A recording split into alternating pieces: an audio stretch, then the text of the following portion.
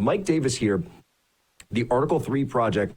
So, Mike, as we move from, and President Trump expected to speak very soon, we're going to take that live when he does, at the wake of the death of this, one of New York's finest, a police officer.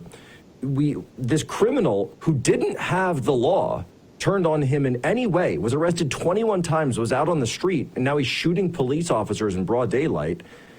In the same way that there are no laws applied to this guy, instead, in these other cases, in the case of John Eastman, we have the law completely twisted and over-applied to political enemies of the regime.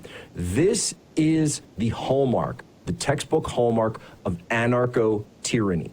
Anarcho-tyranny is always used in such a way to let out the violent criminals to run amok among society and then to take down anyone who stands in the way of the agenda. Mike, tell me why all of this has happened to John Eastman. Walk me through the details and then give us the latest update.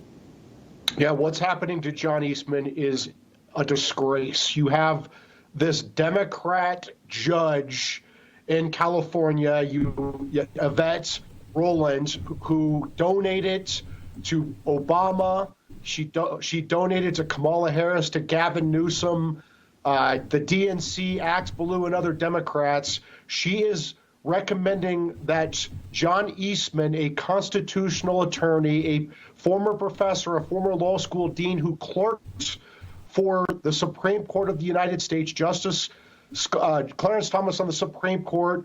He clerked for the Fourth Circuit Court of Appeals for Judge Mike Ludick, who's completely lost his mind now. He's been Trump deranged, but he made a legal argument that the vice president, about the vice president's role in the certification of the presidential election results on January 6th. This Democrat judge in California doesn't agree with his legal argument, so she's recommending his disbarment. This can't happen in this country where you have attorneys getting disbarred because they're making legal arguments. They're making what some may consider fringe legal arguments. They're zealously representing their clients. I talked about this earlier, and I tweeted about this, that Thurgood Marshall advocated for courts to ignore a 50-plus-year-old precedent by the Supreme Court called Plessy versus Ferguson, separate but equal. It's an abomination of our law, but that was the Supreme Court controlling precedent for more than 50 years. And Thurgood Marshall advocated for these lower courts to ignore it, and so the Supreme Court can eventually overturn Plessy versus Ferguson, which the Supreme Court did with Brown versus Board of Education. Thurgood Marshall was the attorney on the case. Did he get disbarred? No, he got put on the Supreme Court of the United States because he was a very effective lawyer. This is a very dangerous game these Democrats are playing by disbarring attorneys for making legal arguments that they consider fringe. One's fringe legal argument ends up being a Hallmark case.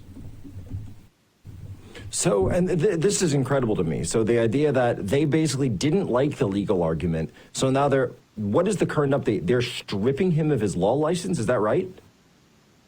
Yeah, this Democrat Obama donor judge in California is stripping him of his law license, effective in 2 days.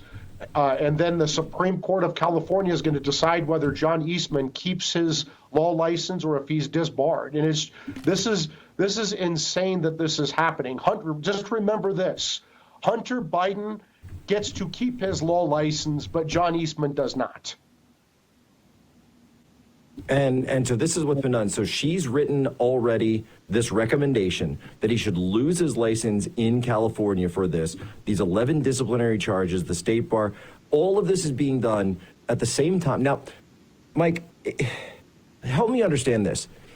This isn't going to just go away on its own, is it? Republicans and conservatives, they have this idea that, oh, well, if you just get away from Trump and stop helping Trump and stop going with him and stop participating in anything with Trump, then all of this is going to stop. Is that true? That is a dangerously naive and stupid way of thinking by these Republicans, these weak Republicans. Trump is a billionaire, former and likely future president of the United States.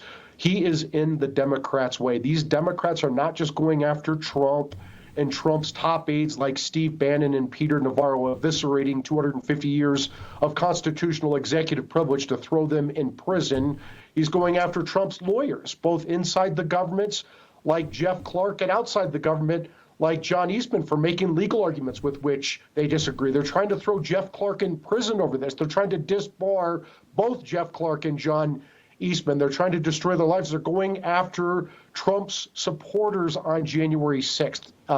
Even those who were not violent, those who didn't even trespass. Apparently, they're looking at going after them for just merely being on the Capitol grounds. They're looking at going after them for trespassing on the Capitol grounds, which is just absolutely insane. They're going after parents outraged by gender chaos in schools and the resulting rapes in high school bathrooms. They're going after Christians praying outside of abortion clinics, while these same Democrats, these Marxist Democrats in the Biden Justice Department in New York and D.C. and Atlanta, while they're going after Trump, his top aides, his supporters, parents, Christians. They give amnesty to Joe Biden and his family. They give amnesty to BLM, Antifa, Hamas, abortion industry activists, trans terrorists.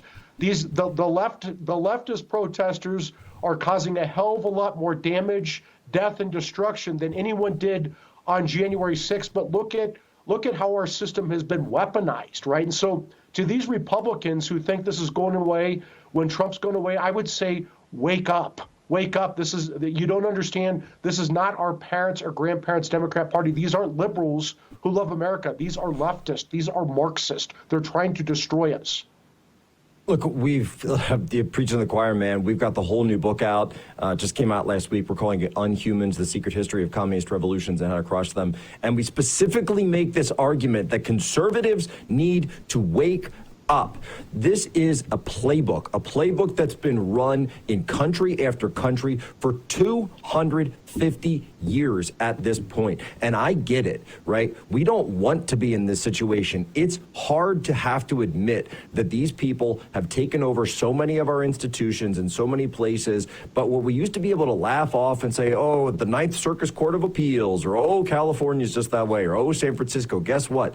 They've got power now, and they're using that power against us. They're using that power to get their way. They're using that power to let violent criminals out of jail so they can kill police officers like Jonathan Diller and then go after good attorneys like John Eastman. It's very clear. And so, I guess, Mike, why is it that so many conservatives, and you've got tons of experience on Capitol Hill, why is it that they can't understand that this is actually intentional?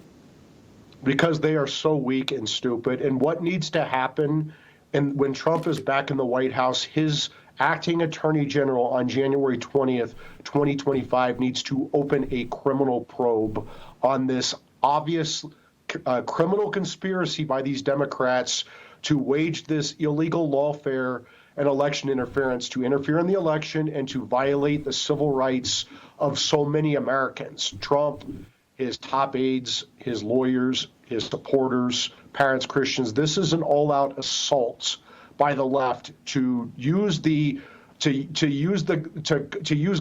to use law enforcement in the courts to destroy political enemies. This is what happens in third world Marxist hellholes, as you know very well, Jack. This is what happens in communist countries, like China and North Korea, Zimbabwe, and now New York, D.C., and Atlanta. No, this is exactly why we put the book together. It's called Unhumans. People go get it. It's 40% off right now. Mike Davis, where can people go to follow you to get more information?